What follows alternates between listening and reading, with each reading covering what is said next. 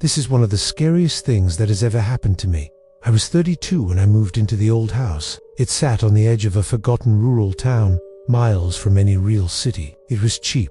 It was quiet. It was perfect for a fresh start. The basement door had 6 locks. That should have been the first sign. The realtor said it was for safety.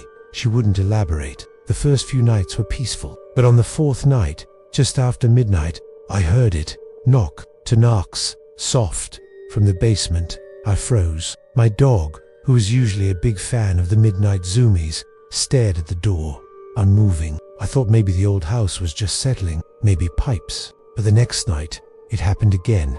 Knock, knock. Same time, 2 knocks. Nothing else. Then the whispering started. By the 7th night, it was louder, and followed by whispering. I could never quite make out the words, but I could hear voices, lots of them, talking in hushed tones. At their closest, I pressed my ear to the door once, and I swear I heard my own name. Curiosity almost got the best of me. I wanted to see what was down those stairs. What was down there?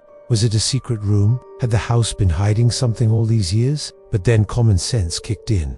I didn't want to find out. And as the weeks passed and the whispers grew louder, I convinced myself it was just an old house, just boards creaking in the wind, just some animals in the walls. Then one night, just before midnight, I heard the knock, knock, knock, just one knock this time, and then silence. I didn't wait until morning to investigate. I found myself at the bottom of the stairs, flashlight in hand, heart pounding in my chest. I didn't want to go down there, but I needed to. As I stepped onto the first step, I heard a noise behind me. I whirled around to see my dog standing in the basement doorway, tail between his legs, whimpering softly. He looked down the stairs and then back at me, as if pleading with me to turn back.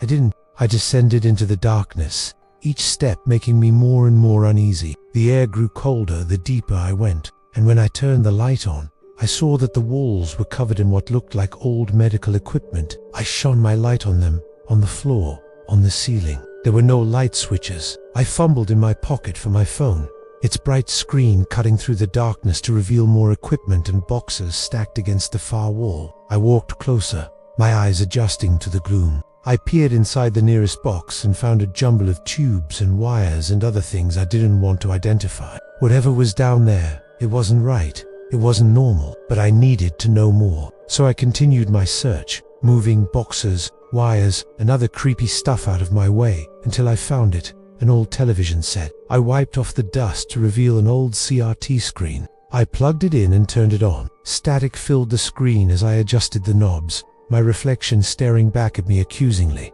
I wasn't sure what I expected to see, but it wasn't this. Then I noticed a cord coming out from under the TV, a thick black cable snaking across the floor and disappearing behind a loose floorboard. I knelt beside it and pried up the board. The cable pulled free, revealing a gaping hole beneath the basement floor. It was dark down there, like a well. I strained to listen. I could hear a faint scratching sound, like metal on concrete. Whatever was down there was moving around. I backed away slowly, suddenly very glad that I hadn't fallen through the floor. I filled the hole back in and left the basement without another word or sound. But I couldn't shake the feeling that something was down there, something that didn't want me to leave. One night, I put a baby monitor at the bottom of the steps. I figured it was worth a try. All it was a cheap plastic toy. What did it have to be afraid of? I didn't even bother setting up the camera. I just propped the monitor nearby and left it. I went to bed early that night, exhaustion finally catching up with me. In the morning,